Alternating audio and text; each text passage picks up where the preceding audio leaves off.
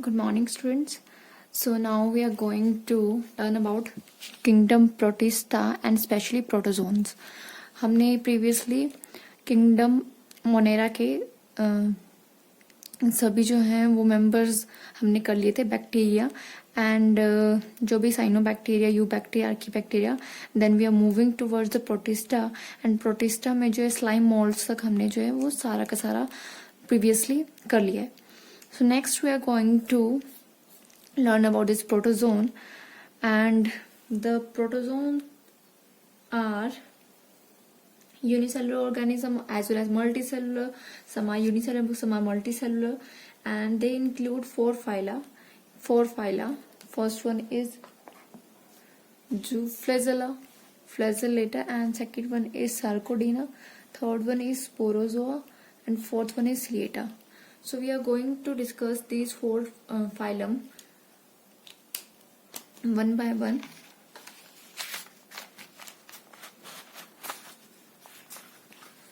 So first of all, we have to know about the general characters of the protozoans.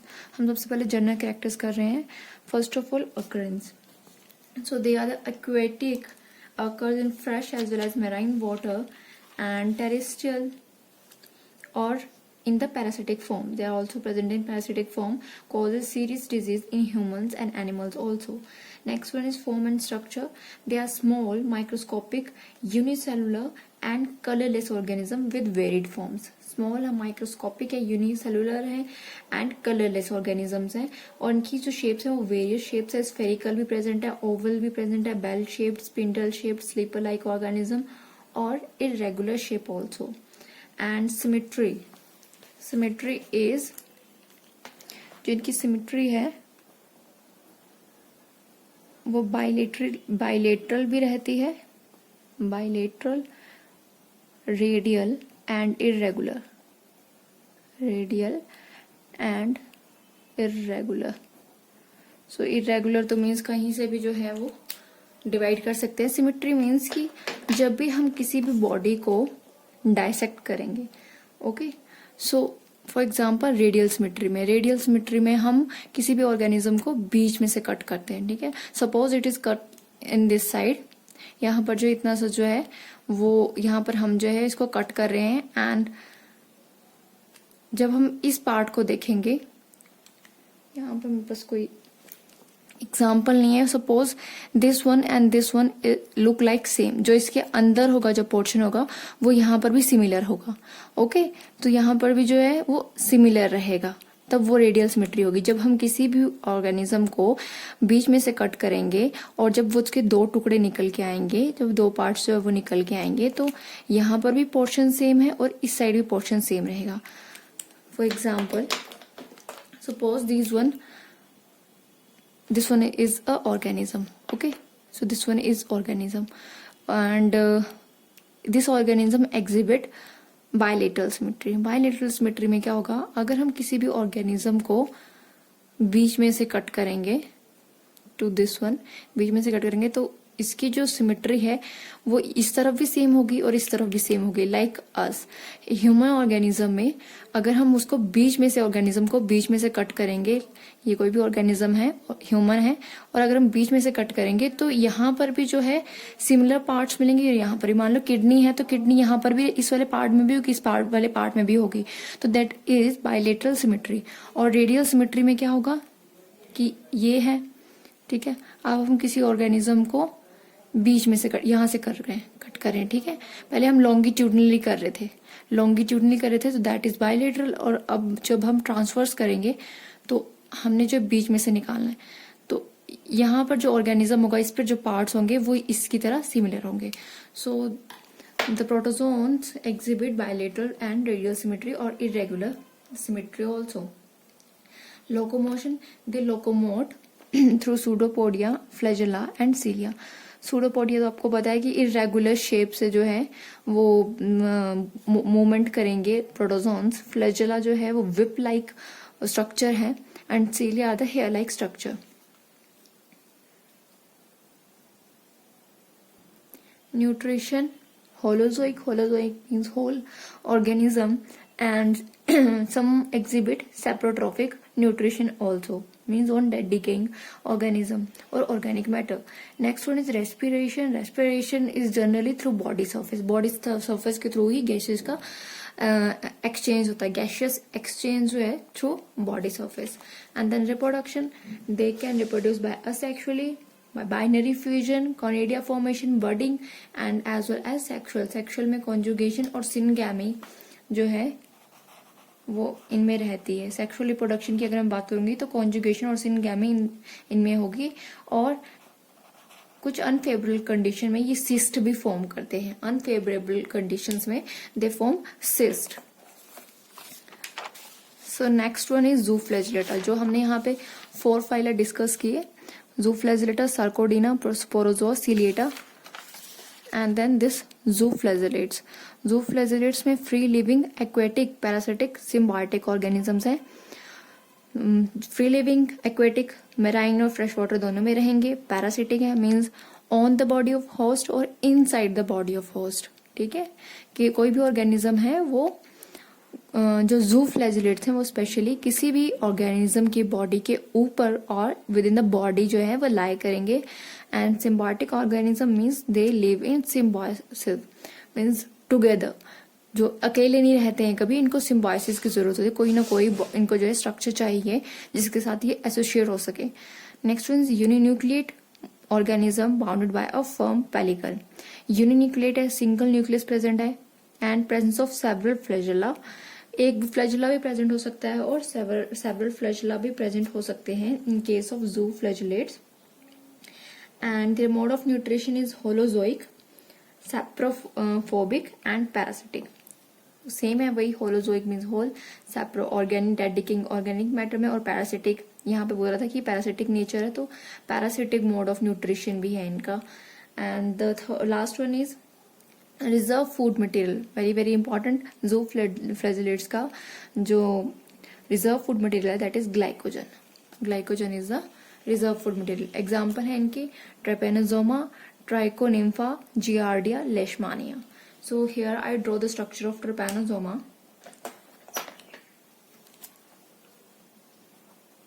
Trypanosoma. So this is also called parasite of sleeping sickness. Parasite of sleeping sickness. Sleeping sickness cause करता है ये host की body में. And about this is specially, अगर मैं किसी species की बात करूं तो Trypanosoma gambiense.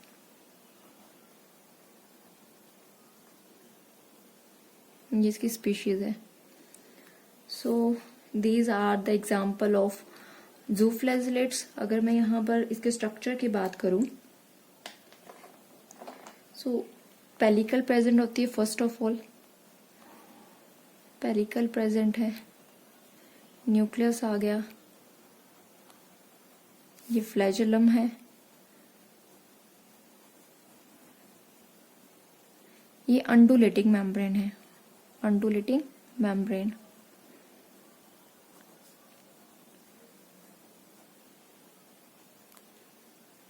And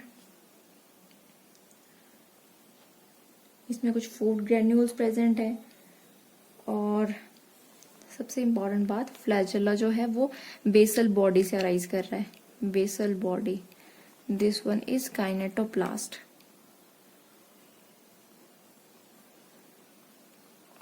food granules.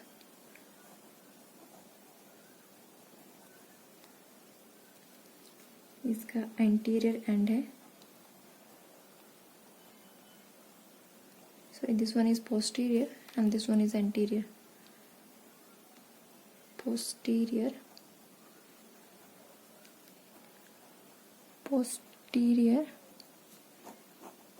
and this one is anterior.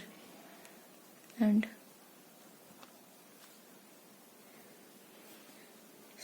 so about this Trypanosoma gambiae, it is a parasitic zooflagellate which cause one of the deadliest ailments in human beings called sleeping sickness.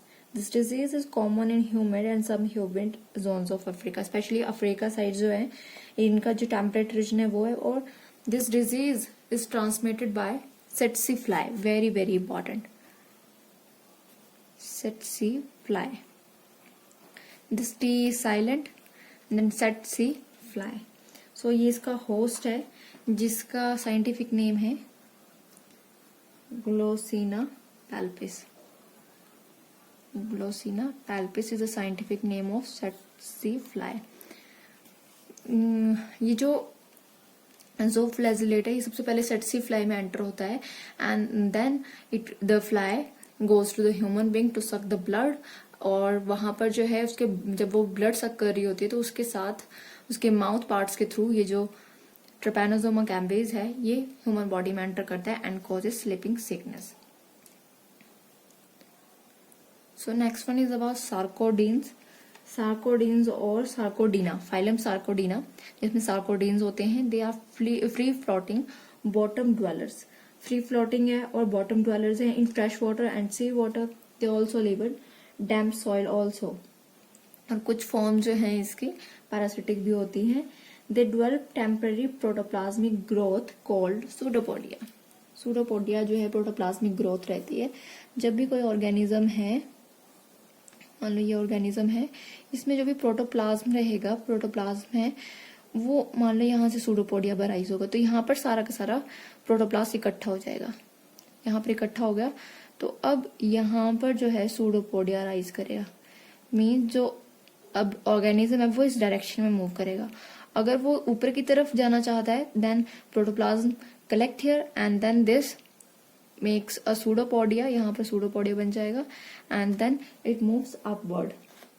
सो जो pseudopodia है they are of 4 types. Lobopodia, pseudopodia की 4 types है. Lobopodia, axopodia, रेटिकुलोपोडिया,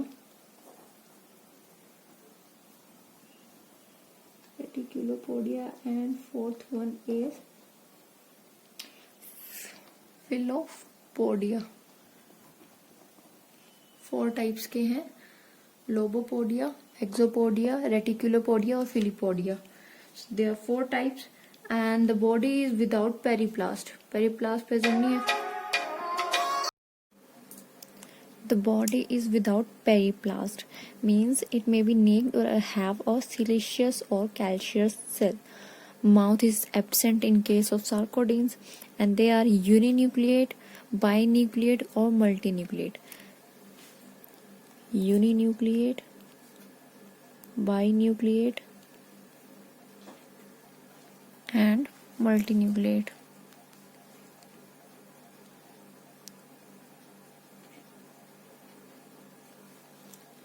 So when the organism possesses more nuclei, all are alike. मतलब जितने भी nucleus सार्कोडिन्स में present होंगे, if there are binucleus present in the sarcodines or tri or tetra or more than 4, so they are alike, means they are monomorphic. एक ही shape के तो different भी हो सकते हैं बट उनका जो स्ट्रक्चर है, जो उनकी फंक्शन होगा वो सिमिलर ही होता है, मोनोमॉर्फिक होता है. And now flagella are usually absent, however they are present in some developmental stage. flagella बिल्कुल ही absent है बट कुछ developmental stage में flagella जो है वो arise करता है and it also develop when food becomes scarce. They swim away to the region where food is abundant. So इनके पास जो डेवलपमेंटल स्टेज पे एक तो फ्लैजेला राइज करता है और जहाँ पे फूड की कमी हो जाए वहाँ पर जो है ये फ्लैजेला को डेवलप कर लेते हैं so that they can locomote to the another region. So nutrition is holozoic and that is animal like, and asexual reproduction occurs by binary fission, multiple fission, swarm spores and budding. Asexual reproduction जो binary fusion के through भी हो रही है, multiple fusion में भी binary fusion की तरह ही है, पर वहाँ पे जो मल्टीपल फ्रेगमेंट्स जो हैं सेल जो मल्टीपल फ्रेगमेंट्स में टूट जाएगा and than with the spores and budding. Sexual reproduction occurs by syngamy. या तो conjugation होगी या syngamy होगी. Sarcodines are further grouped into 4 types: amoeboids, radiolarians, foraminiferans and helizones. Amoeboids में irregular body होगी and they capable of changing their shape. Example आपको पता ही है, अमोबा या फिर एंटामोबा हिस्टोलिटिका. So amoeboids के केस में अमोइबा और एंटामोइबा, ये इसके एग्जाम्पल है. रेडियोलेरियंस में जो है मेराइन है, फ्री लिविंग ऑर्गेनिज्म है, and giant sarcodines. These are giant sarcodines. So their example are Acanthometra,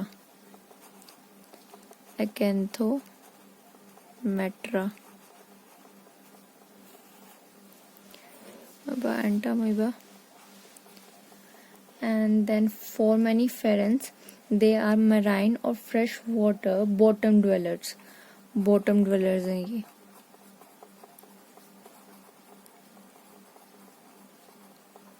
And having chambered and perforated shells, they develop reticulate pseudopodia. ये pseudopodia जो है अराइज कर लेते हैं फॉर लोकोमोशन, और जो पर्टिकुलर pseudopodia जिनमें प्रेजेंट है दैट इज रेटिकुलोपोडिया. रेटिकुलोपोडिया इनमें प्रेजेंट है.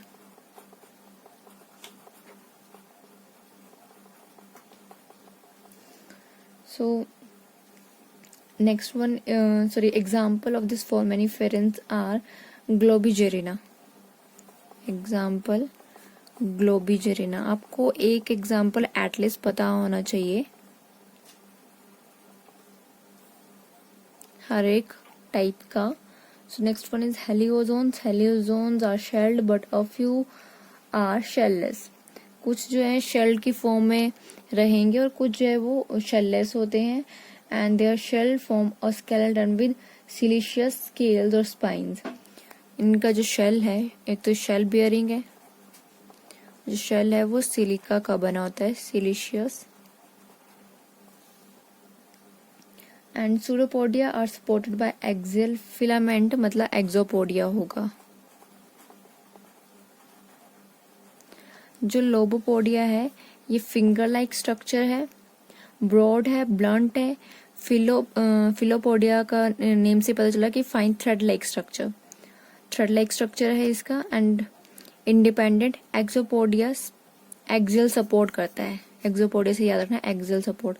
लोबोपोडिया जो है वो सिंपल है, फिंगर लाइक स्ट्रक्चर. एक्सोपोडिया एक्सियल को सपोर्ट करेगा.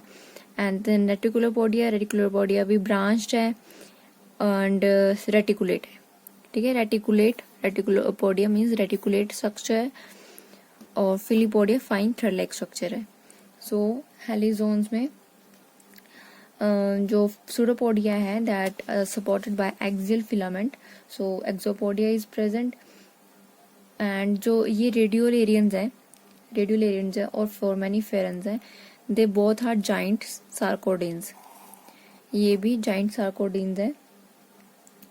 And they deposit radiolarian ooze is the deposit of siliceous shells of helizones and radiolarians which constitute about 5% of world's ocean floor.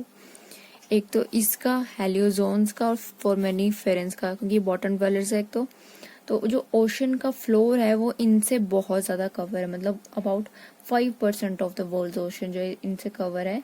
And it helps in the formation of diatomaceous earth. What is diatomaceous earth? I told you earlier. Diatomaceous earth. So, जो petroleum का process है उसमें जो diatomaceous earth बनते हैं due to pressure by some air, water and by the silica and by these sarcodines also. So they apply pressure to these diatomaceous earth and forms petroleum, and which is commercially used as filtering agent and abrasive. जो डायटोमेशियस अर्थ है इसकी formation करने में help करते हैं और abrasive nature मैंने बताया था, एब्रेसिव अगर नेचर है किसी का तो वो पॉलिश के काम आता है, abrasive nature. And filtering agent, filtering भी आपको मैंने डायटम्स में बताया था। पोर्स होते हैं बहुत सारी, इसकी वजह से वो filter as a filter use होते हैं। So this is about the sarcodines which have 4 types, amoeboids, radiolarians, foraminiferans और हेलियोजोन्स। इनके एग्जाम्पल अमीबा, एंटामीबा है, एकेंथोमेट्रा है। और इम्पॉर्टेंट फीचर्स क्या हैं, एक तो जाइंट सार्कोडीन्स हैं ये दोनों, और हेलियोजोन जो उसमें शेल्स होते हैं जो सिलिशियस है, जिसकी वजह से डायटमेशियस अर्थ बनाने में ये हेल्प करते हैं। And both these are also helping in the formation of the diatomaceous earth. So next one is about the structure of amoeba and entamoeba. So this one is the structure of, first one is the structure of amoeba.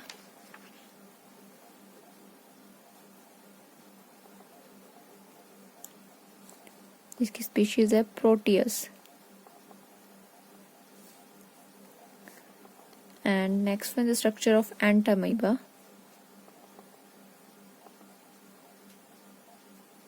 Histolytica.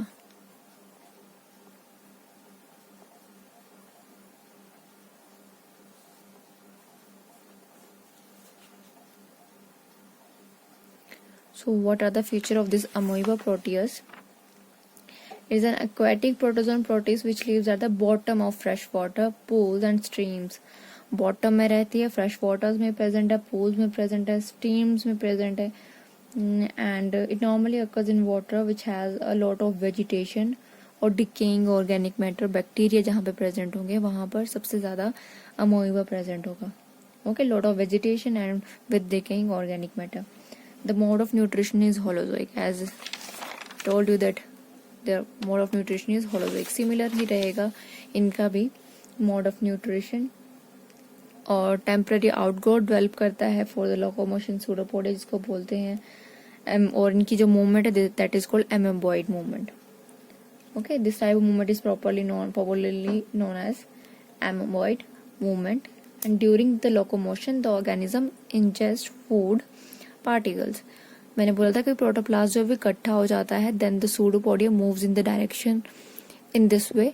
अगर यहाँ पे protoplast इकट्ठा हो जाएगा सारा तो यहाँ पर जो है मूवमेंट होगी, इस साइड को मूवमेंट होगी और यहाँ पर जो है वो मूव करेगा। मूवमेंट जो है वो फूड पर डिपेंड करती है। कई बार अगर फूड यहाँ पर प्रेजेंट है, फॉर एग्जाम्पल मान लो ये ये अमोइबा है, तो यहाँ पर फूड इसको दिखाई दे रहा है। यहाँ पर सारा प्रोटोप्लास्ट इकट्ठा हो जाएगा और इसके सराउंड जो है वो स्ट्रक्चर बना लेगा और यहाँ पर जो है एंटर करेगा देन फूड। ठीक है, फूड पर डिपेंड है तो इनकी locomotion. So let me write down the names of this structure. The outer one is ectoplasm, जो कि वॉल्स के साथ, सेल मेम्ब्रेन के साथ जो है अटैच है, दैट इज एक्टोप्लाज्म। और जो इनर साइड प्रेजेंट है, जो कि इनर साइड प्रेजेंट है, that is endoplasm. This one is food vacuole. Nucleus present है इनमें, न्यूक्लियस। एक लार्ज कॉन्ट्रैक्टाइल वैक्यूल भी प्रेजेंट है।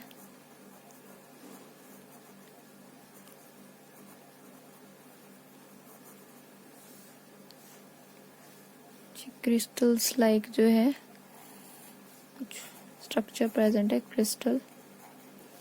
And then this one is pseudopodia.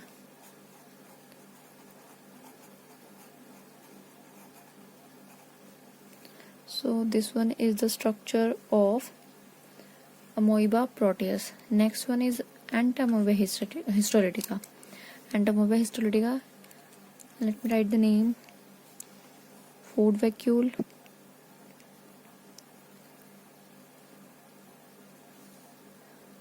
plasma lemma और प्लाज्मा मेम्ब्रेन। इसमें भी एक्टोप्लाज्म, बाहर वाली side ectoplasm cytoplasm. This one is pseudopodia.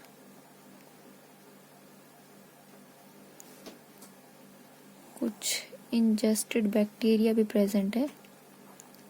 And why they are present here, I told you later. This one is nucleus. Food vacuole draw कर लिया. Okay. This one, the structure is ingested red blood cells, RBCs. So now I complete the labeling. Now Entamoeba histolytica, what is that? It is a parasitic and pathogenic protozoans. Parasitic है nature में, जबकि amoeba जो था वो aquatic living organism है. And it is parasitic, pathogenic. Parasitic, I hope this is clear. What is parasitic? Pathogenic means which causes disease. Parasitic means किसी host की body, within the body of the host or on the body of host lives is called parasite, and which reside in the upper part of large intestine in human beings.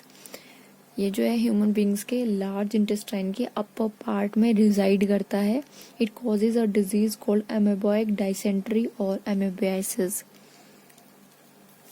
एक तो ये large intestine में रहता है human beings के, especially upper region, and it causes amoeboic dysentery.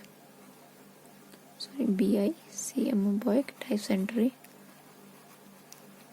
or amoeboisis. The main symptoms of the disease are abdominal pain. क्या इनके symptoms क्या रहेंगे इस disease के? एक तो एब्डोमिनल पेन रहेगी, रिपीटेड मोशंस होंगे with mucus and blood infection. Occurs directly by the ingesting food. अब क्या होगा? एक तो रिपीटेड मोशन बोले मैंने, एक म्यूकस सिक्रीट होगा.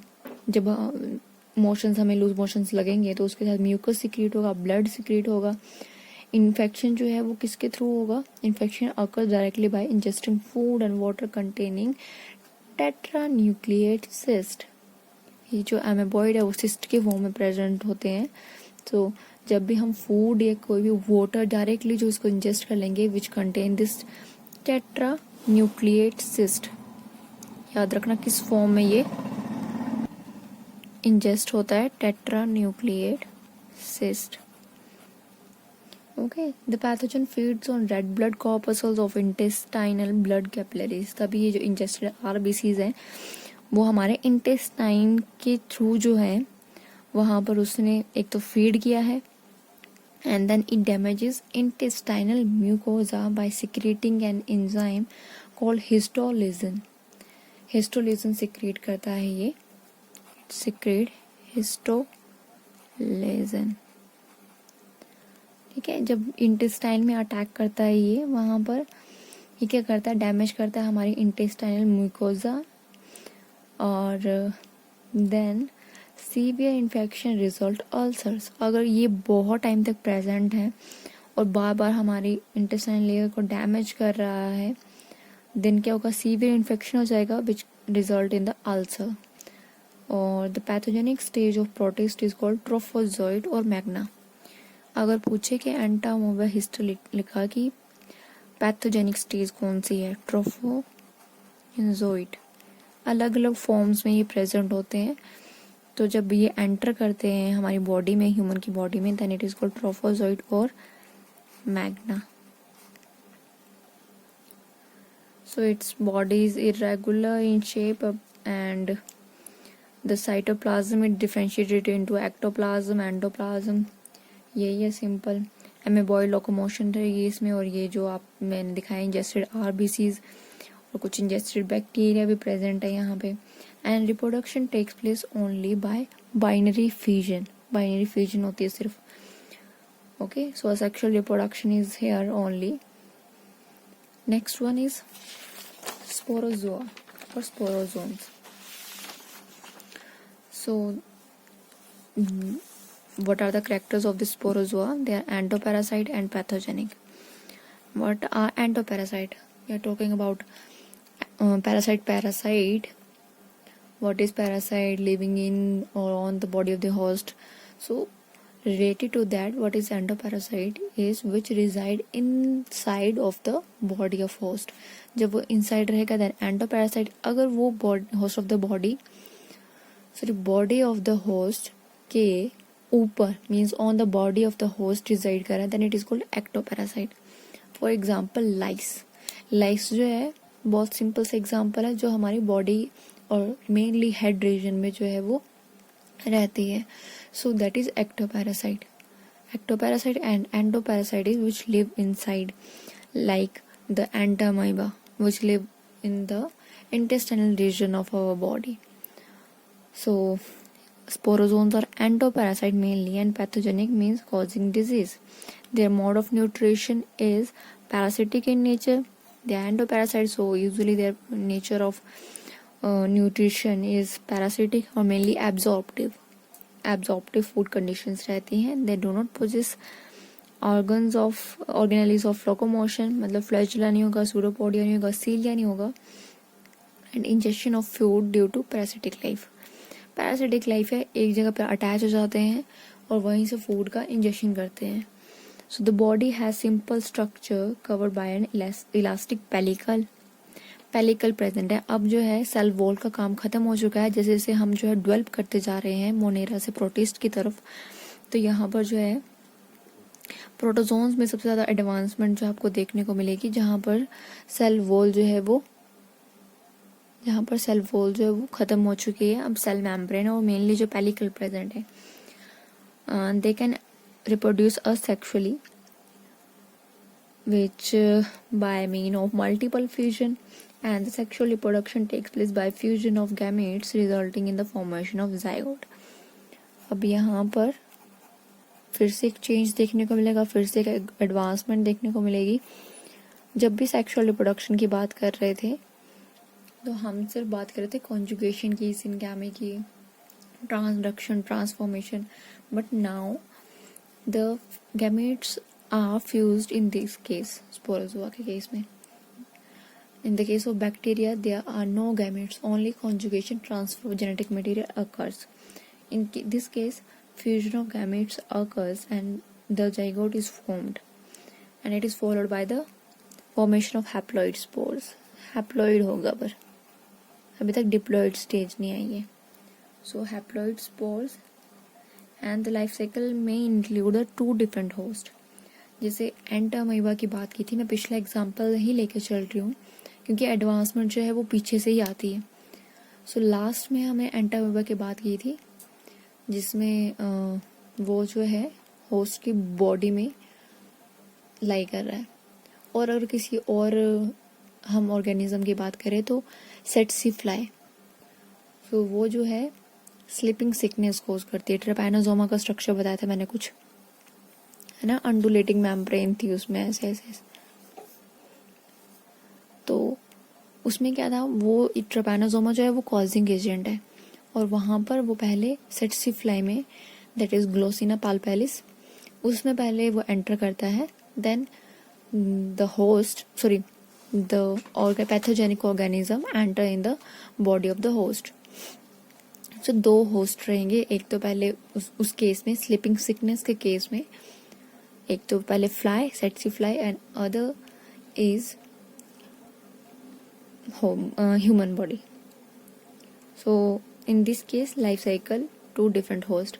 उसमें जो थे कुछ ही ऑर्गेनिज्म जो थे वो दो जो होस्ट है उनमें डिसाइड कर रहे थे, पर यहाँ पर सभी के सभी जो है वो टू डिफरेंट होस्ट जो है वो कंसिस्ट करेंगे. Then last one is ciliates. They are free living and parasitic. Free living है मतलब फ्रेश एंड मैराइन वाटर में भी एग्जिस्ट करते हैं कुछ फॉर्म्स, और कुछ फॉर्म्स जो है वो पैरासिटिक हैं, पैथोजेनिक हैं. जो फ्री लिविंग है, let me right the example of free living. Paramecium, best example is paramecium. और जो पैरासिटिक है उसका एग्जांपल है बैलेंटिडियम. Balantidium.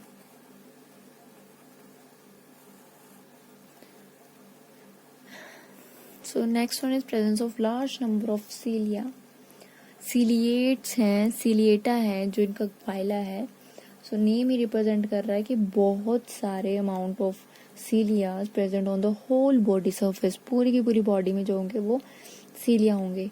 They have a high degree of morphological and physiological specialization. What does it mean? They possess specialized organelles to perform various function. इनके अंदर बहुत ज़्यादा advancement हो गई है. यहाँ पर आपको माउथ भी देखने को मिलेगा, डाइजेस्टिव ट्रैक्ट भी देखने को मिलेगा, एनस भी देखने को मिलेगा, kidney, muscle, skin and sense organs of higher animals also. Advancement है. साथ में डाइजेस्टिव ट्रैक्ट जो हमने प्रीवियस में कहीं भी नहीं देखा था. हमने एक न्यूक्लियस देखा था, फूड वैक्यूल देखा था, सूडोपोडिया देखे थे. यहाँ पे सूडोपोडिया जो है वो अटैच करते हैं and then it goes to the food vacuole. तो वहां पर हमें कोई भी डाइजेस्टिव ट्रैक्ट देखने को नहीं मिला, ना कोई एनस देखने को मिला, ना ही kidney. So like the higher animals they have morphological and physiological specialisation. And their nutrition is holozoic. Holozoic means whole organism and except in some parasitic forms. जो पैरासिटिक फॉर्म्स हैं वहां पे एब्जॉर्प्टिव ही रहेगा जो मोड ऑफ न्यूट्रिशन है. their body is covered by a flexible pellicle. जो pellicle होगी मीन जो सेल मेम्ब्रेन होगी वो कैसी होगी? फ्लेक्सिबल होगी. And next is nuclear dimorphism. Here you clearly see that what is nuclear dimorphism means they consist of two different type of nuclei and the large macronucleus controls all vegetative metabolic activities and growth. There is small micronucleus which takes part in sexual reproduction. Let me show you the diagram of this paramecium. So this one is the diagram of this paramecium. Let me write here the name. First one is pellicle. Cell membrane है that is pellicle. Ectoplasm, endoplasm,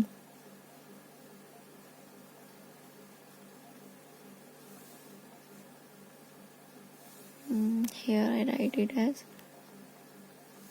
endoplasm,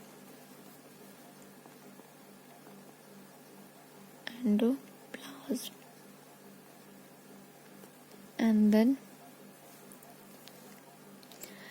nucleus. This one is macronucleus.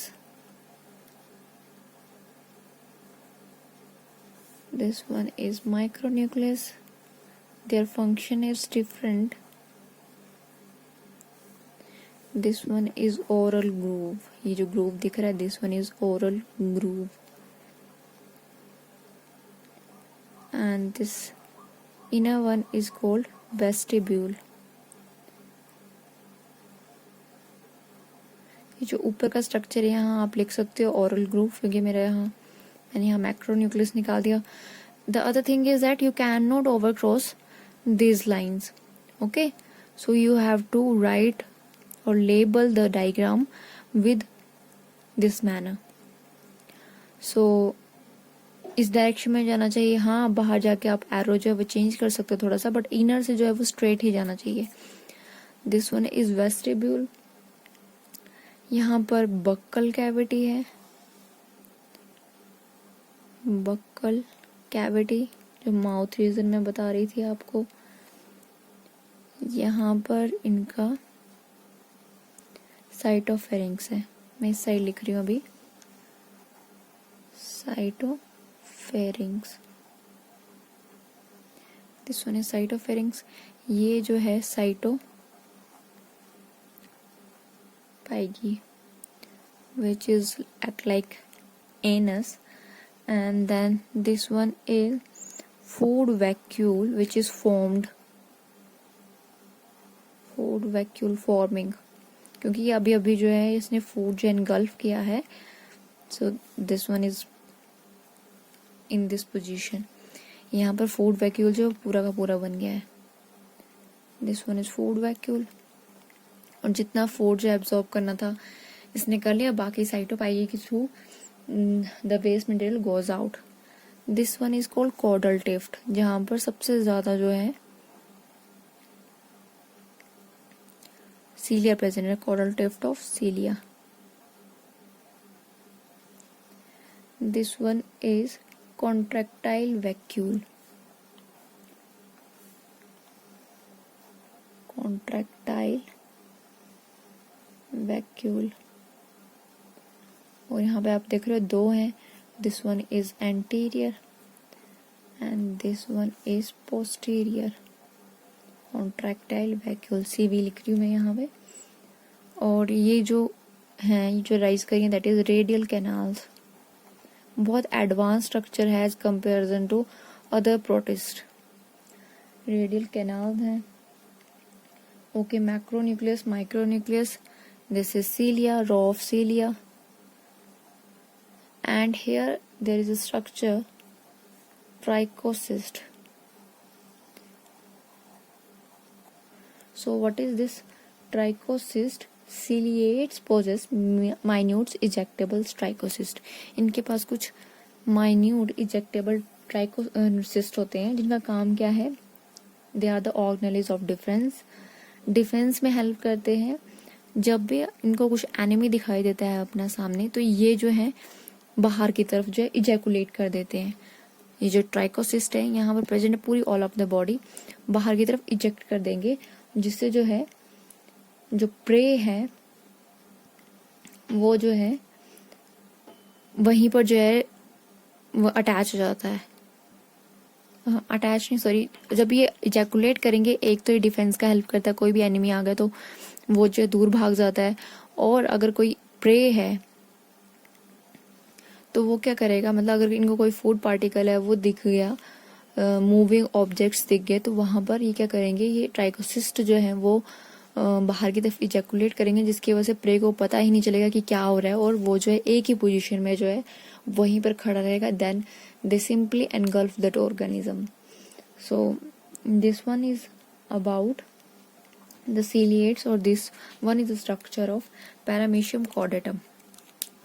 Paramecium